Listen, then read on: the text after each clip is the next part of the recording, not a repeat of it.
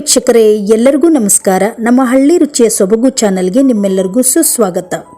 ಸ್ನೇಹಿತರೆ, ಇವತ್ತಿನ ವಿಡಿಯೋದಲ್ಲಿ ರಾಗಿ ಬಂದ್ ದೋಸೆ ಹೇಗೆ ಮಾಡೋದು ಅನ್ನೋದನ್ನು ಶೇರ್ ಮಾಡ್ತೀನಿ. ತುಂಬ ರುಚಿಯಾಗಿರುತ್ತೆ, ಹಾಗೆ ಮಾಡುವ ವಿಧಾನ ಕೂಡ ತುಂಬ ಸುಲಭ, ಹಾಗೆ ಎಲ್ಲರಿಗೂ ಇಷ್ಟವಾಗುವಂಥ ಒಂದು ತಿಂಡಿ ಅಂತಲೇ ಹೇಳ್ಬೋದು. ಬನ್ನಿ, ಇಲ್ಲಿ ನಾನು ಒಂದು ಬೌಲ್ ತೊಗೊಂಡಿದ್ದೀನಿ. ಅದಕ್ಕೆ ಒಂದು ಬೌಲಿನಷ್ಟು ಚಿರೋಟಿ ರವೆ, ಹಾಗೆ ಅದೇ ಬೌಲ್ ಮೆಜರ್ಮೆಂಟಲ್ಲಿ 2 ಬೌಲ್ ಮೆಜರ್ಮೆಂಟು ರಾಗಿ ಹಿಟ್ಟು ಹಾಕ್ತಾಯಿದ್ದೀನಿ.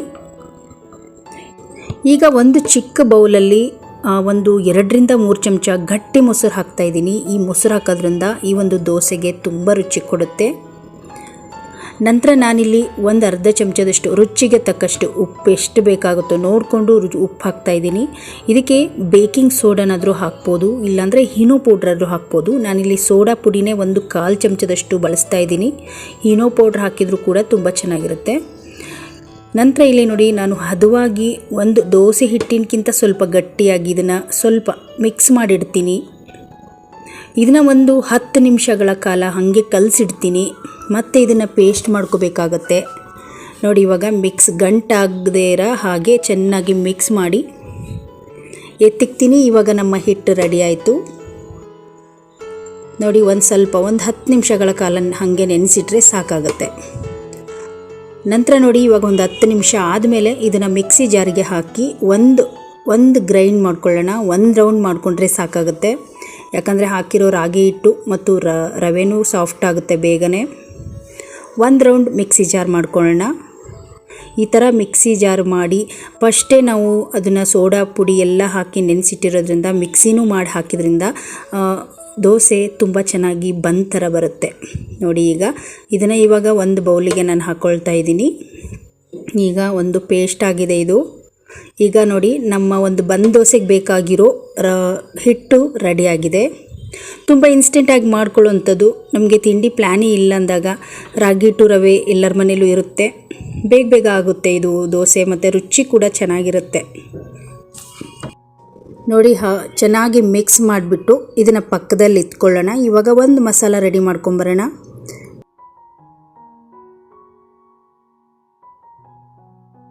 ಇದನ್ನು ಪಕ್ಕದಲ್ಲಿ ಇಟ್ಕೊಂಡು ಈಗ ಒಂದು ಮಸಾಲ ಮಾಡ್ಕೊಂಬರೋಣ. ಒಂದು ಕಡಾಯಿ ಇಟ್ಕೊಂಡಿದ್ದೀನಿ. ಈಗ 3-4 ಚಮಚದಷ್ಟು ಎಣ್ಣೆ ಹಾಕ್ತಾಯಿದ್ದೀನಿ. ಅಕಸ್ಮಾತ್ ತುಪ್ಪನಾದರೂ ಹಾಕ್ಕೊಬೋದು. ಇದು ಚೆನ್ನಾಗಿ ಕಾದ್ಮೇಲೆ ಅರ್ಧ ಚಮಚ ಜೀರಿಗೆ, 1 ಚಿಟಿಕೆ ಸಾಸಿವೆ. ಈಗ ನಾವು ಅದಕ್ಕೆ ಒಗ್ಗರಣೆ ಮಾಡ್ಕೋಬೇಕಾವುದು ಬಂದ್ ದೋಸೆಗೆ. ಈಗ ನೋಡಿ, ನಾನು ಚಾಕ್ ಮಾಡಿರೋ ದಪ್ಪದಾಗಿರೋ ಈರುಳ್ಳಿನ ಸಣ್ಣದಾಗಿ ಈರುಳ್ಳಿ ಕಟರಲ್ಲಿ ಅದನ್ನು ಚೆನ್ನಾಗಿ ಚಾಕ್ ಮಾಡ್ಕೋಬೇಕು. ನಂತರ 1-2 ಹಸಿಮೆಣಸಿನ್ಕಾಯಿ, ಹಾಗೆ ಸ್ವಲ್ಪ ಕೊತ್ತಂಬರಿ ಸೊಪ್ಪು, ನಾಟಿ ಕೊತ್ತಂಬರಿ ಸೊಪ್ಪು ಸ್ವಲ್ಪ. ನೋಡಿ, ಇದೊಂದು ಸ್ವಲ್ಪ ರೋಸ್ಟ್ ಆಗೋವರೆಗೂ ಚೆನ್ನಾಗಿ ಮಿಕ್ಸ್ ಮಾಡ್ಕೊಳ್ಳೋಣ. ನೋಡಿ, ಈಗ ಇದು ಸ್ವಲ್ಪ ಕೆಂಪು ಕಲರ್ ಬಂದಿದೆ. ನೋಡಿ, ಈಗ 3 ಕ್ಯಾರೆಟನ್ನು ನಾನು ತುರಿದಿದ್ದೆ, ಅದನ್ನು ಹಾಕ್ತಾಯಿದ್ದೀನಿ. ನಾವು ಬೇಕಿದ್ರೆ ಕ್ಯಾರೆಟ್ ಆದರೂ ಹಾಕ್ಕೊಬೋದು, ಇಲ್ಲಾಂದರೆ ನಮಗೆ ಸ್ವಲ್ಪ ಇನ್ನೂ ಬೇಕಾದರೆ ಯಾವ್ಯಾವ ತರಕಾರಿಗಳು ಇಷ್ಟ ಇದೆಯೋ ಅದನ್ನು ತುರಿದು ಹಾಕ್ಕೊಬೋದು ನಾವು. ನಾನಿಲ್ಲಿ ಕ್ಯಾರೆಟ್ ಬಳಸ್ತಾ ಇದ್ದೀನಿ. ಇದಕ್ಕೆ ಸ್ವಲ್ಪ ಅರ್ಧ ಚಮಚದಷ್ಟು ಉಪ್ಪು ಹಾಕಿ ಚೆನ್ನಾಗಿ ಮಿಕ್ಸ್ ಮಾಡಿ. ನೋಡಿ, ಇಲ್ಲಿ ಹಿಟ್ಟು ರೆಡಿ ಇದೆಯಲ್ಲ, ಇದಕ್ಕೆ ನಾವು ಈ ಕ್ಯಾರೆಟನ್ನು ಹಾಕ್ತಾಯಿದ್ದೀನಿ. ತುಂಬ ಆರೋಗ್ಯಕರವಾದ ಬಂದ್ ದೋಸೆ, ಆರೋಗ್ಯಕರವಾದ ಬೆಳಗ್ಗೆ ತಿಂಡಿ. ಮಕ್ಕಳು ತರಕಾರಿಗಳು ತಿನ್ನಲ್ಲ, ಈ ಥರದಲ್ಲಿ ಸ್ವಲ್ಪ ಡಿಫ್ರೆಂಟಾಗಿ ಮಾಡಿಕೊಟ್ರೆ ತಿಂತಾರೆ. ನೋಡಿ, ಅದಕ್ಕೆ ಒಂಚೂರು ನೀರು ಹಾಕ್ಬಿಟ್ಟು ಮತ್ತೆ ಮಿಕ್ಸ್ ಮಾಡ್ಕೊಳ್ತಾ ಇದ್ದೀನಿ. ಈ ಥರ ಇಷ್ಟು ಹದಕ್ಕೆ ಬಂದರೆ ಸಾಕು. ನೋಡಿ, ಈಗ ಹಿಟ್ಟು ರೆಡಿ ಇದೆ. ಬನ್ನಿ, ಇವಾಗ ದೋಸೆ ಮಾಡ್ಕೊಂಬರೋಣ. ಇದಕ್ಕೆ ಬೇಕಿದ್ರೆ ಚಟ್ನಿ ಮಾಡ್ಕೊಬೋದು, ಇಲ್ಲಾಂದರೆ ಹಾಗೇನಾದರೂ ತಿನ್ಬೋದು. ಸ್ವಲ್ಪ ತುಪ್ಪ ಇದ್ದರೆ ಸಾಕು, ತುಂಬ ರುಚಿಯಾಗಿರುತ್ತೆ.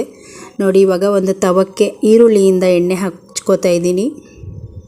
ಈರುಳ್ಳಿಯಿಂದ ಎಣ್ಣೆ ಹಚ್ಚಿರೋ ದೋಸೆ ತುಂಬ ರುಚಿಯಾಗಿರುತ್ತೆ. ಹಾಗೆ ನೋಡಿ, ನಾನು ಹಿಟ್ಟು ಹಾಕ್ತಾಯಿದ್ದೀನಿ. ಇವಾಗ ಹಿಟ್ಟು ಹಾಕಿ ಜಾಸ್ತಿ ಹಿಂಗೆ ನಾವು ಮಾಡೋಂಗಿಲ್ಲ. ಅದನ್ನು ಬಂದ್ ದೋಸೆ ಅಂದರೆ ಸ್ವಲ್ಪ ದಪ್ಪದಾಗಿರುತ್ತೆ. ನೋಡಿ, ಈಗ ಸ್ವಲ್ಪ ಅದ್ರ ಮೇಲೆ ಎಣ್ಣೆ ಹಾಕ್ತಾಯಿದ್ದೀನಿ. ಎಣ್ಣೆ ಅಥವಾ ತುಪ್ಪ ಹಾಕ್ಕೊಬೋದು. ಇದನ್ನು ಬೇಯಿಸ್ಕೊಂಬರೋಣ. ಸಿಮ್ಮಲ್ಲೇ ಮೀಡಿಯಮ್ ಫ್ಲೇಮಲ್ಲಿ ಇಟ್ಕೊಂಡು ಬೇಯಿಸ್ಕೊಂಬರೋಣ. ನೋಡಿ, ಇವಾಗ ಓಪನ್ ಮಾಡ್ತಾಯಿದ್ದೀನಿ. ಉಬ್ಬಿದೆ ಇದು.